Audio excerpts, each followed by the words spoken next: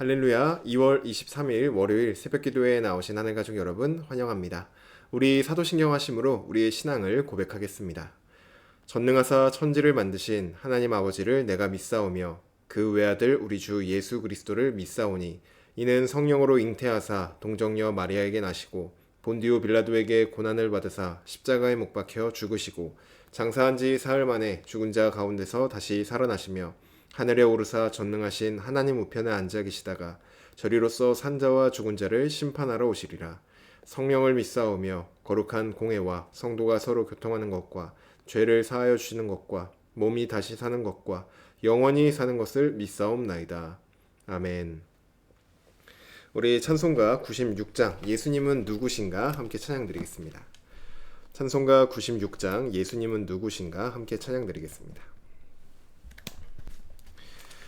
예수님은 누구신가 우는 자의 위로와 없는 자의 풍성이며 천한 자의 높음과 잡힌 자의 노임 되고 우리 기쁨 되시네.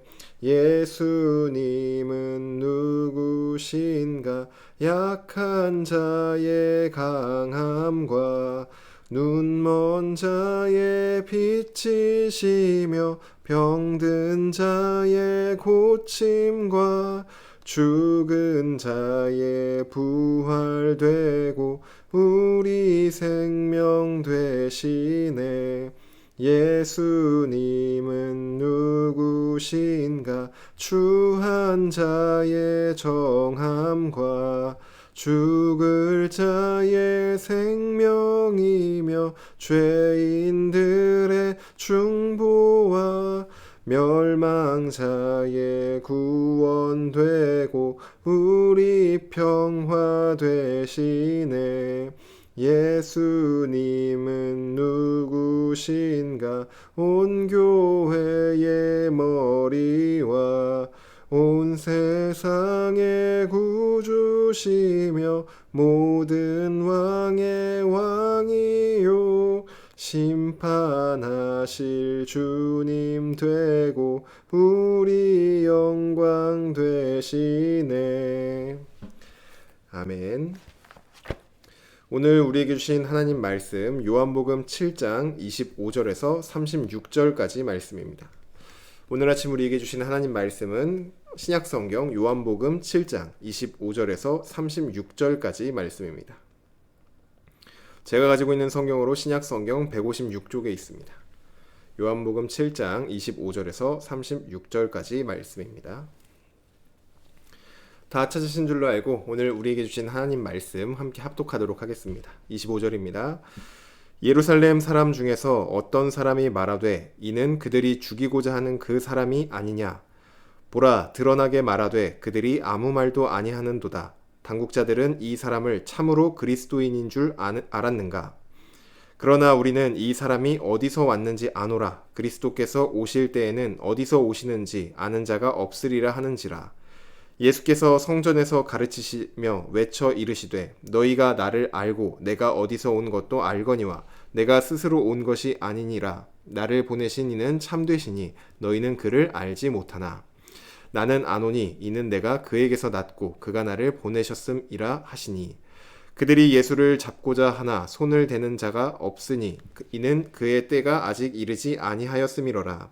무리 중에 많은 사람이 예수를 믿고 말하되 그리스도께서 오실지라도 그 행하실 표적이 이 사람이 행한 것보다 더 많으랴 하니 예수에 대하여 무리가 수군거리는 것이 바리새인들에게 들린지라.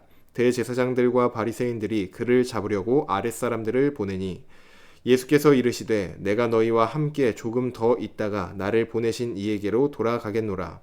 너희가 나를 찾아도 만나지 못할 터이요 나 있는 곳에 오지도 못하리라 하시니 이에 유대인들이 서로 묻되 이 사람이 어디로 가기에 우리가 그를 만나지 못하리요.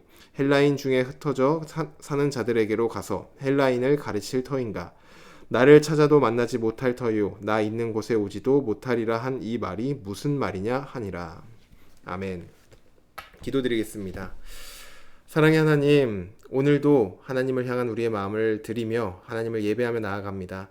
하나님, 예배 가운데 정말로 하나님을 더욱더 알기를 원합니다. 하나님께서 얼마나 아름답고 또 얼마나 위대하시고 우리를 얼마나 사랑하시는지 예배 가운데 이 말씀을 통하여 알기를 원하고, 또한 그러한 알을 통하여 하나님 앞에 우리의 진정한 마음을 올려드리는 시간 되기를 원합니다. 주님, 우리의 예배를 받아주시고 또 우리에게 말씀을 통하여 주님을 밝히 드러내 보여주시옵소서. 그리하여 우리가 하나님만을 더욱더 사랑하고 하나님께 모든 것들을 다 맡겨드리며 나아가는 우리 되기를 원합니다. 주여 받아주시옵소서. 감사드리며 예수님의 이름으로 기도드립니다. 아멘. 할렐루야. 오늘 우리 함께 읽은 요한복음 7장 25절에서 36절 말씀으로 함께 하나님 말씀 나누고자 합니다. 네, 제가 청소년부에 있으면서 종종 놀랄 때가 있습니다. 한참 성장기 때여서 그런지 일주일 만에, 분명히 지난주에는 요만했었는데 한 주 만에 눈에 띄게 키가 자라서 올 때 저는 깜짝깜짝 놀랍니다. 분명히 이 청소년부에 들어올 때는 저보다 작았었는데 어느새 이제 제 키를 넘보고 있는 아주 무서운 성장 속도를 보면서 한편으로는 부러운 마음이 들기도 하면서 또 언제 이렇게 컸나 라는 마음이 들기도 합니다. 이런 눈에 띄는 성장을 볼 때 솔직하게 저도 조금 더 컸으면 좋겠다 라는 마음도 들지만, 그것보다는 나의 신앙도 이렇게 좀 무럭무럭 자라갔으면 좋겠다 라는 생각이 들기도 합니다. 믿음이 더욱더 깊어지고 또 하나님과 더욱 친밀해지고 신앙이 더욱 성장해 가는 것, 이거는 저뿐만이 아니라 모든 그리스도인들의 공통적인 바람일 것입니다. 오늘 본문을 통하여서 우리의 신앙, 이렇게 우리 모두가 신앙 성장이 되기를 바라는데, 오늘 본문을 통하여서는 우리가 신앙 성장을 하는데 방해가 되는 것, 우리의 신앙을 자라지 못하게 하는 여러 자세들에 대해서 좀 살펴보려고 합니다. 그리고 그렇다면 우리가 우리의 신앙이 자라나가기 위해서는 어떤 자세를 가져야 하는지 함께 살펴보려고 합니다. 먼저 우리의 신앙을 자라게 하지 못하게 하는 첫 번째 자세는 안다고 말하는 자세입니다. 우리의 신앙을 가로막는, 우리의 성장을 가로막는 첫 번째 자세는 안다라고 말하는 그러한 자세입니다. 25절부터 27절 말씀을 보시면 예루살렘 사람 중 어떤 사람들이 예수님에 대해서 이렇게 말을 합니다. 이 사람은 종교 지도자들이 죽이려고 하는 그 사람이 아니냐? 이렇게 대놓고 가르치고 있는데 왜 그 사람들은 이 사람을 잡지 않는가? 혹시 종교 지도자들은 이 사람을 진짜 그리스도로 인정하는 것 아닌가? 하면서 이어서 그러나 우리는 이 사람이 어디서 왔는지 아노라. 그리스도께서 오실 때는 어디서 오시는지 아무도 아는 자가 없는데 우리는 이 사람이 어디서 온 줄 안다 라고 말을 하죠. 이들은 예수님이 어디서 태어났고 또 어떻게 자라왔는지, 또 부모님이 누군지 잘 알고 있던 사람들입니다. 이들은 이미 예수님에 대해서 알아야 될 것들은 다 안다고 생각하며 그분이 어떤 분이신지 더 알 필요도 없고 더 들을 필요도 없다라고 생각을 하고 있는 것이죠. 이들의 문제는 예수님에 대해 아는 지식이 없었던 것이 아니라 안다고 생각하며 더 이상 그분에 대해 알려고 하지 않는 그 닫힌 마음이 이들의 문제였습니다. 신앙이 계속 자라나가기 위해서는 우리가 겸손한 마음으로 계속해서 주님을 배우고 또 계속해서 우리가 가지고 있던 고집과 어떤 그런 생각과 사고의 틀이 깨어져 가고 또 계속해서 우리가 새로워져야 합니다. 이래야 우리가 우리의 신앙이 점점 자라나갈 수 있죠. 그런데 나는 다 알아 라는 생각이 우리의 마음에 들어오는 그 순간 우리의 신앙은 성장하기를 멈추게 됩니다. 그거 다 배워서 알아. 그거 오래전에 들은 내용이라 나 이미 알고 있어. 나는 신앙생활을 오래 해가지고 그 정도는 다 알고 있어. 그건 너무 기초적인 거야. 라고 하는 태도가 바로 나는 다 알아 라고 하는 태도인 것이죠. 예수님은 34절에 이렇게 말씀합니다. 너희가 나를 찾아도 만나지 못할 것이다 라고 말을 합니다. 다 아는 사람은 더 이상 예수님을 찾지도 그리고 예수님 앞에 나아가지도 않습니다. 그러니 우리의 신앙이 매일매일 성장하기 위해서는 첫째로 우리의 마음에 겸손한 마음을 가져야 합니다. 주님, 저는 잘 모릅니다. 그러니 저에게 알려주세요. 제가 주님을 알아가기 위해 더 배우겠습니다. 이 배움의 시간을 통하여서 하나님을 더욱 풍성하게 알게 하여 주세요. 우리가 이렇게 겸손한 자세로 주님 앞에 나아갈 때 우리는 매일 새로운 주님을 알게 되고 우리의 신앙은 더욱더 다채롭게 성장해 나아갈 것입니다. 그러니 나 이거 다 알아가 아니라 주님 앞에 겸손한 마음을 갖는 저와 여러분 되기를 주님의 이름으로 축복합니다. 이어서 우리의 신앙이 자라지 못하게 막는 두 번째 자세는 바로 경험에 머무는 자세입니다. 두 번째는 경험에 머무는 자세입니다. 31절 말씀 보시면 그래도 이 무리 중에서는 예수님을 믿는 사람들도 있었습니다. 하지만 그들은 예수님을 향해서 정말 예수님이 어떤 분이신지를 알고 믿었다기보다는 예수님께서 행하시는 놀라운 표적들을 보고 믿는 그러한 믿음을 가지고 있었습니다. 다른 표현으로 좀 바꿔보면은 응답을 받고 경험을 해야지만 믿는 믿음이 바로 이들이 가지고 있었던 믿음인 것이죠. 물론 우리가 신앙생활을 하면서 신앙생활에 있어서는 경험도 반드시 필요합니다. 좋은 경험은 우리의 신앙을 더욱더 자라가게 할 수 있는 좋은 영양분이 될 수 있습니다. 하지만 경험이라는 것은 신앙의 출발점이 될 수는 있어도 신앙의 목적지가 될 수는 없습니다. 어떤 하나님의 은혜를 경험하는 경험을 통하여서 내가 진짜 이제는 더욱더 자라나아가야겠다. 하나님 앞에 더욱더 나아가야겠다. 이렇게 출발점이 될 수 있어도 내가 하나님을 사랑하고 신앙생활하는 그 목적이 하나님께서 주시는 어떤 것들을 받기 위해서 이렇게 될 수는 없다는 것이죠. 경험에 머무는 사람은 기도 응답이 되면 감사를 하고 또 내 삶이 형통하면 하나님께 열심을 다하고 내 문제가 잘 해결이 되면 하나님을 신뢰합니다. 하지만 응답이 더디거나 상황이 어렵거나 문제가 해결되지 않거나 해결될 기미가 보이지 않을 때는 그 믿음이 흔들리기 시작하는 것이죠. 성숙한 믿음은 보였기 때문에 또 받았기 때문에 믿는 것이 아니라 보이지 않아도 아직 받지 않아도 신뢰하는 것, 이것이 성숙한 믿음입니다. 그러므로 우리는 놀라운 경험을 기다리기보다는 말씀을 붙들어야 합니다. 보이지 않아도 순종하고 또 느껴지지 않아도 신뢰하며 우리가 주님 앞에 나아갈 때 우리의 믿음과 신앙은 점점 자라나아가기 시작할 것입니다. 그러니 경험도 물론 중요합니다. 우리의 신앙생활에 있어서 경험도 반드시 필요하지만 이 경험에 따라 좌지우지되는 것이 아니라 우리가 경험하지 못해도 아직 보이지 않아도 느껴지지 않아도 주님을 신뢰하는 믿음으로 나아가 점점 우리의 믿음이 자라나아가는 저와 여러분 되기를 간절히 소망합니다. 마지막으로 우리의 신앙을 자라지 못하게 막는 마지막 세 번째 자세는 하나님보다 나를 더 사랑하는 자세입니다. 하나님을 향한 사랑보다 나를 향한 사랑이 더 큰 자세입니다. 32절을 보시면 종교 지도자들이 예수님을 잡기 위해 사람을 보냅니다. 그들이 예수님을 잡으려고 하는 이유를 살펴보면은 예수님의 가르침이 아주 이단적인 사상을 가지고 있다거나 아니면 도덕적으로나 사회적으로 큰 문제를 일으켰기 때문에 예수님을 잡으려고 하는 것이 아니었습니다. 무리들, 군중들, 사람들이 예수님을 그리스도라고 말하기 시작했기 때문에 예수님을 잡으려고 했습니다. 종교 지도자들은 하나님을 사랑한다라고 말을 하지만 실제로는 자기 자신을 가장 사랑했던 그러한 사람들이었습니다. 만약 누구보다 하나님을 사랑한다고 자부했던 그 사람들 앞에서 나는 누구보다 하나님을 사랑해 라고 말하는 것처럼 그들이 진심으로 하나님을 사랑하는 사람들이었다라고 하면은 그리스도가 나타났다라는 그 소식에 누구보다 기뻐했을 것이고 또 그것이 진짜인지 아닌지 아주 자세히 알아보았을 것입니다. 하지만 그들은 알아보거나 기뻐하거나 그런 것 없이 사람을 보내어 예수님을 체포하려고 합니다. 사람들이 예수님을 그리스도로 인정하기 시작하면 지금까지 자신들이 쌓아왔던 권위가 흔들리고 자신들의 체면이 무너지고 자신들이 지금까지 부리고 있었던 영향력을 잃게 되기 때문입니다. 예수님을 그리스도로 인정해야지만 그들의 신앙이 완성되는 것인데 그들은 자기 자신을 사랑했기 때문에 그 자리로 나아가지를 못하는 것이죠. 우리의 신앙이 자라나지 못하는 가장 깊은 이유, 가장 큰 이유가 어쩌면 여기에 있는지도 모르겠습니다. 예를 들어 한 쌍에 두 쌍의 부부가 있다라고 한번 가정을 해보겠습니다. 첫 번째 이 부부는 나보다 이 상대방을 배우자를 더 사랑하면서 맛있는 것이 있으면 배우자에게 이렇게 사랑하는 배우자에게 양보하고 또 좋은 것이 있으면 양보하고 힘든 일이 있으면 내가 더 감수합니다.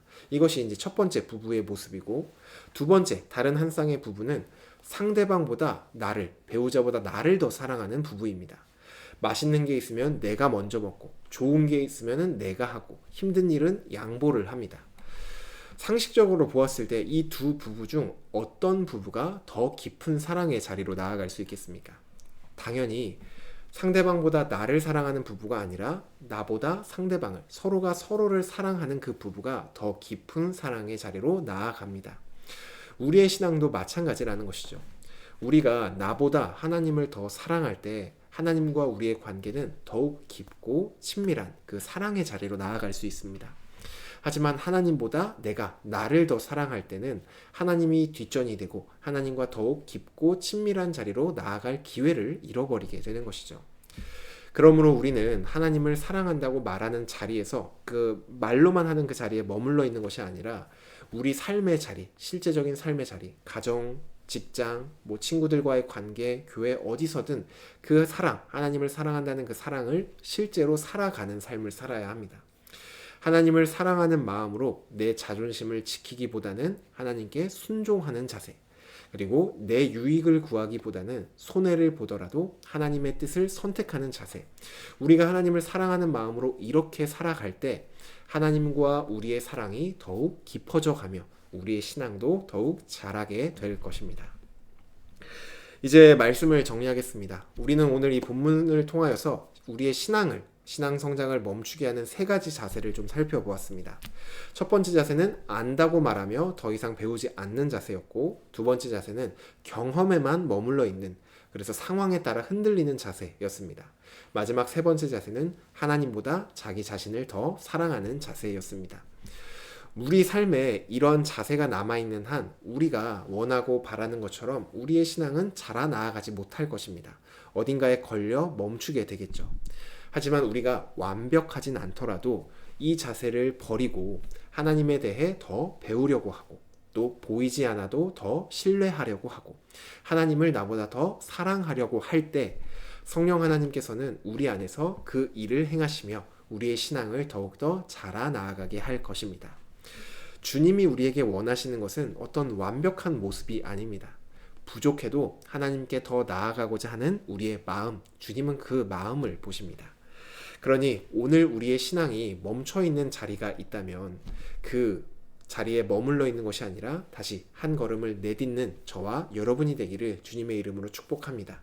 그리하여서 주님 앞에 멈춰 서 있는 신앙이 아니라 날마다 다가가며 자라가며 결국 주님이 계신 그곳에까지 나아가는 그러한 신앙의 성장이 매일매일 이루어지는 저와 여러분이 되기를 주님의 이름으로 축복합니다. 주신 말씀 놓고 기도드리겠습니다. 사랑의 하나님, 오늘도 우리에게 말씀하여 주시니 감사합니다. 하나님, 간절히 바라기로는 오늘보다 내일, 또 어제보다 오늘 우리의 신앙이 하나님과의 관계가 더욱더 깊고 풍성하여지기를 원합니다. 하나님, 우리의 삶을 들여다 보았을 때 여러 가지 우리의 신앙의 성장을 멈추게 하는 장애물들이 있습니다. 주님, 이것들이 우리 삶에서 이제 없어지고 이제는 이것과는 다르게 정말로 주님을 더욱더 겸손하게 알아가려고 하고, 정말 주님 앞에 나아가려고 하는 우리 사랑하는 마음을 품게 하여 주시옵소서. 그리하여서 우리가 우리의 신앙이 머물러서 있는 것이 아니라 날마다 새로워지고 날마다 풍성해지고 날마다 정말 다양해지는 그러한 주님과 우리의 관계가 될 수 있도록 우리를 이끌어 주시옵소서. 완벽하진 않더라도 주님께 우리의 삶을 맡겨드립니다. 주님 받아주시고 우리 가운데 역사하여 주시옵소서. 감사드리며 예수님의 이름으로 기도드립니다. 아멘. 네, 오늘 예배를 마쳤습니다. 오늘도 우리에게 주신 말씀 생각하시며 우리의 마음을 하나님께 기도로 간구하기도 하고 또 고백하기도 하는 그런 시간 보내시고 오늘 하루도 승리하시기를 바랍니다.